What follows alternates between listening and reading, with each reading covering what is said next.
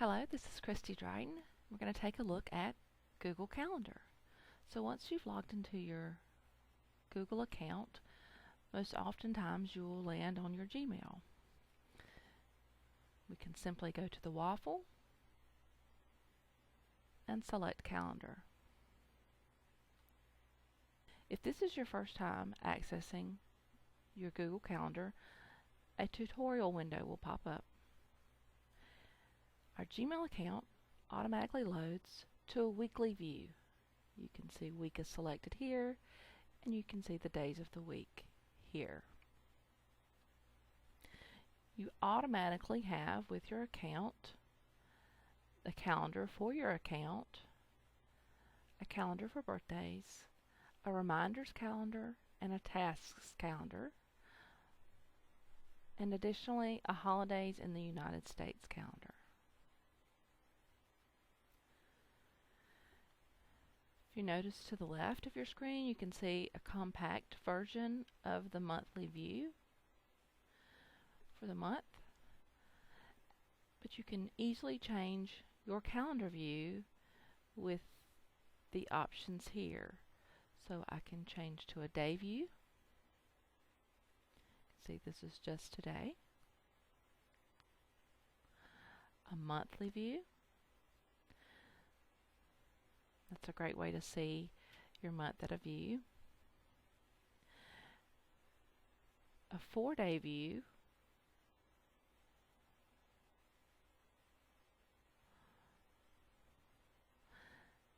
And a yearly view. And you can see that. So we're going to return to our default weekly view for now.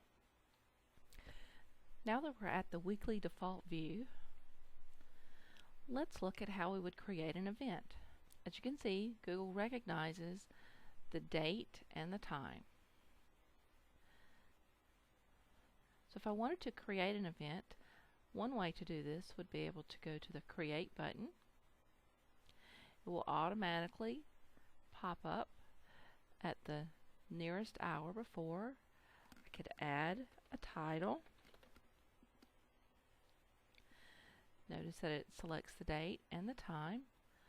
I can edit these at any point, and it will automatically update on the calendar. So we have our title of our activity, our date, our time. We could add guests. We could add rooms and locations. We can add a description just in this screen. We could also click more options, and you'll see this screen enlarge, and you have a few more options. So if we want to add a location, we could just say Instructional Technology Room, and we could add a description here. This would also be a great place if we had an agenda to upload the agenda here, or link to some information.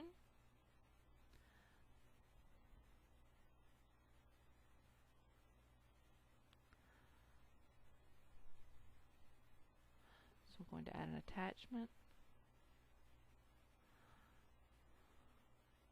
here, and I'll add a link here.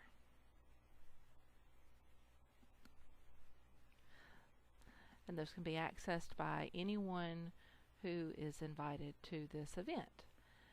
And that's where we would come here. If I wanted to add guests, I could click inside this box, and some of my most frequent people that I invite to activities would pop up, or I could begin typing their name. Now, I've invited Randy. Previously, we've asked you to make some changes to your calendar settings, and this is one of the reasons why. So if I go to this option of Find a Time,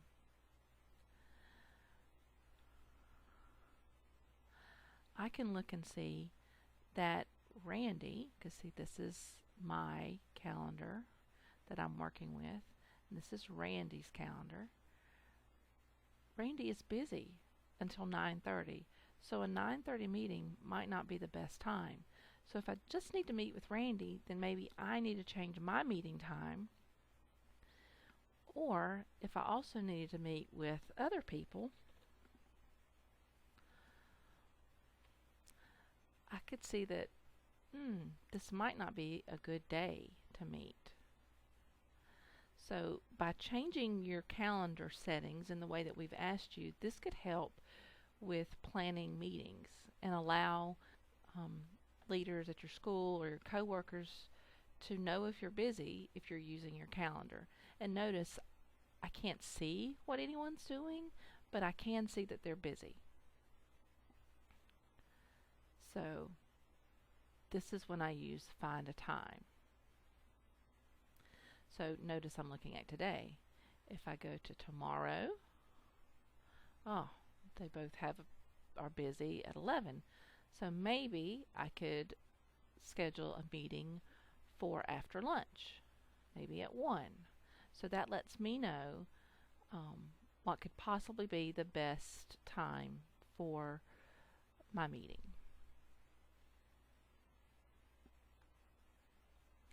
Also, after we have our guest, you have a few options. The guest can modify the event. We wouldn't want that. Generally, invite others. You may or may not want that. And can see the guest list. So, I don't want them to be able to invite others, but I do want them to see who's coming. So we have everything ready.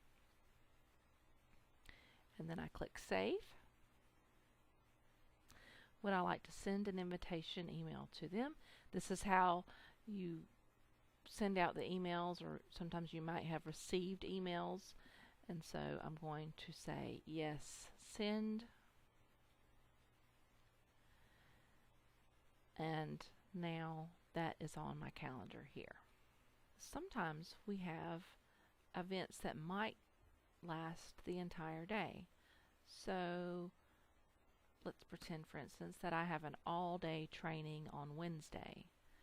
So I'm just going to, instead of clicking the Create button, I'm going to click inside the calendar for Wednesday.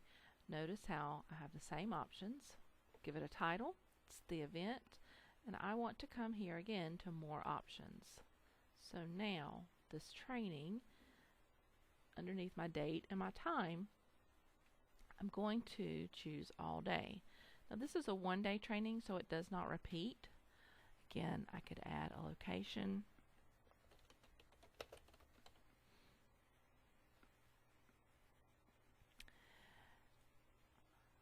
Here I have the opportunity to add a notification. I can get a notification one day before or weeks before at a certain time. So if I need this notification in the morning, maybe at 7 a.m.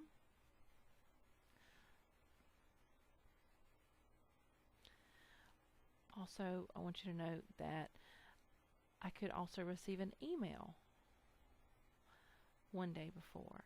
So a notification would be either a notification on a mobile device, if I have those set up. It would remind me. An email would come to my email that's attached to this calendar.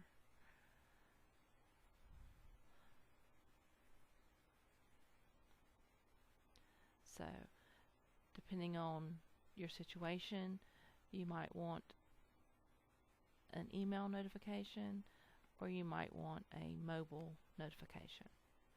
So, everything's correct. I'm going to click Save. This is just on my calendar for me.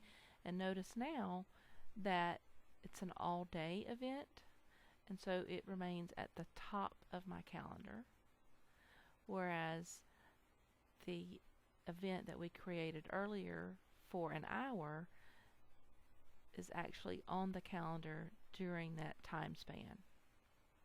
So before we move on, I'd like to show you a few more things about the two events we just created. So if I change my view to a monthly view, you can now see that the training all-day event is here, as well as the 9:30 meeting. You can see the difference. That has a specific time. This does not, so it's an all-day. So I'm going to go back to my default weekly view. If you remember, when I created this meeting, I emailed an invite. So what that looks like when you email an invite,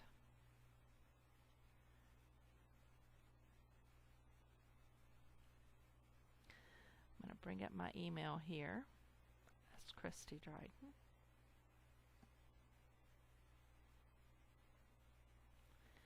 I'm going to click on this invitation, and so you see now I have the meeting. Here are the meeting details with the link that I provided, as well as the attachment that I included. And yes, I can go. So that's going to be a response to that meeting. So now when I come back to my calendar event, I will see that Christy has accepted.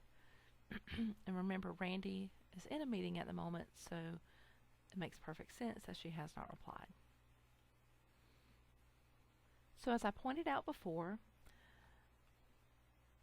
your Gmail account comes with its own calendar that syncs to it.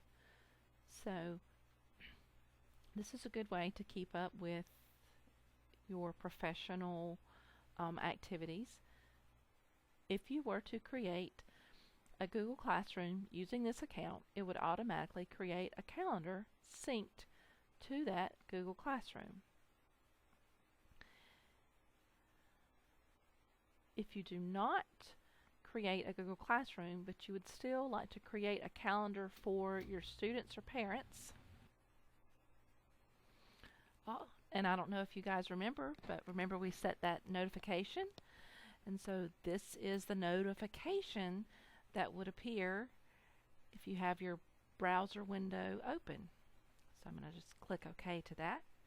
And so we were talking about calendars, and so again, if you would like to create a calendar, you can simply come to this area, click the plus, and one of your options is create a new calendar. And so I might title this Parents 2019-20, or it could just always be your parents calendar if you want to continue that. So we could leave it at parents. I'm going to create a description. So there we have a description. That's our time zone. I'm going to create the calendar, and it does take a minute, but through the magic of our internet and Google. Okay, so it tells me now that it's created and that I need to configure it.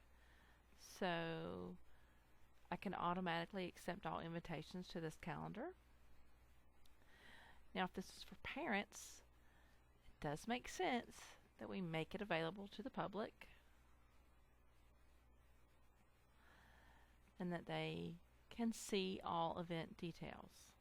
Remember, you can choose different settings for your own calendar, but this calendar is created for public viewing. If I wanted to share this out via a link with all my parents, I could.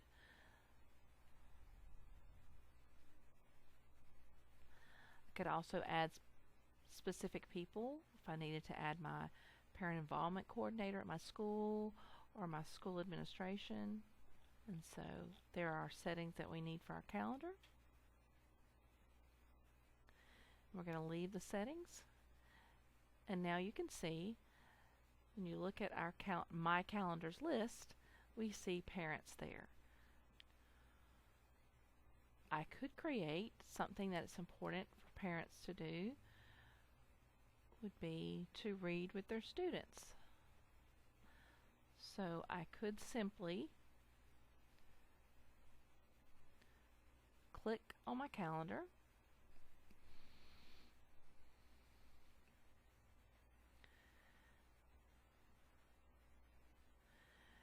so I've given it a title, and I want to come to the more options because I want it to repeat, and I want it to repeat every weekday, and then I'm going to choose the custom, and I want it to end on, remember, we're going to go to the end of school.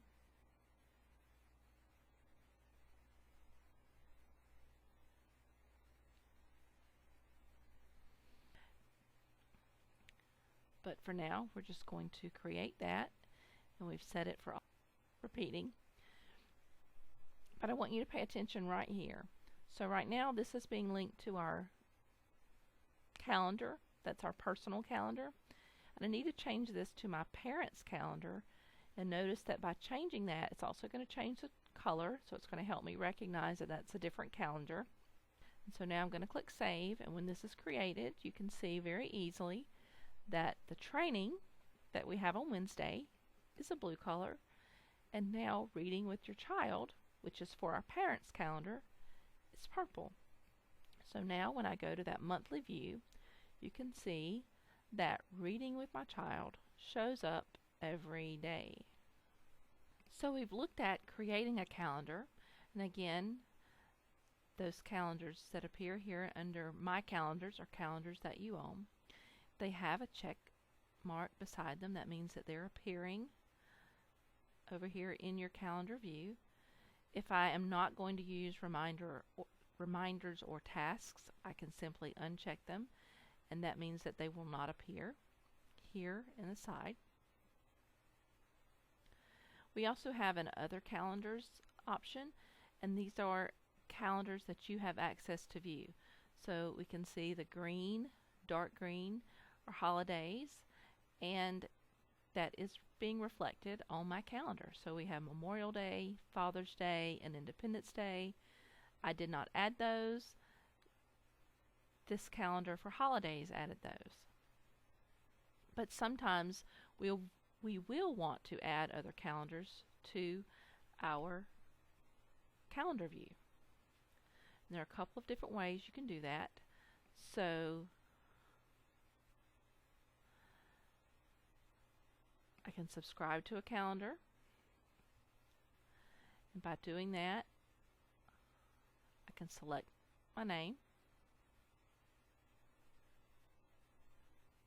and go back to settings, and now I see that Christy Dryden's calendar has been added.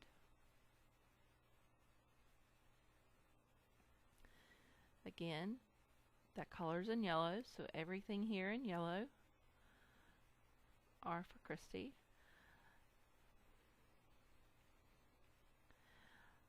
Another thing I can do, and this is very helpful, so I'm going to go to a new tab in our Colquitt County Schools webpage, and at the bottom of the embedded calendar there is an Add to Google Calendar option, and I'm going to click that.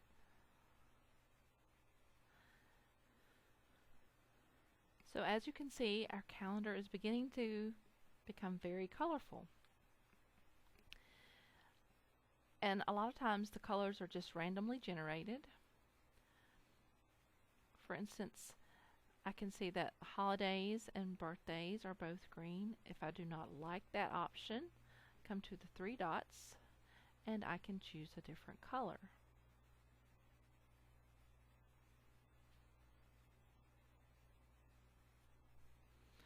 And now my holidays are pink.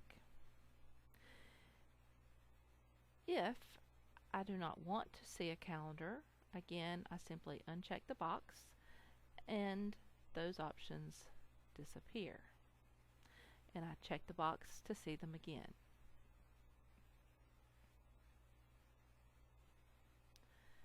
Just a reminder that I can add events to the calendars that I own, but I can only view these calendars.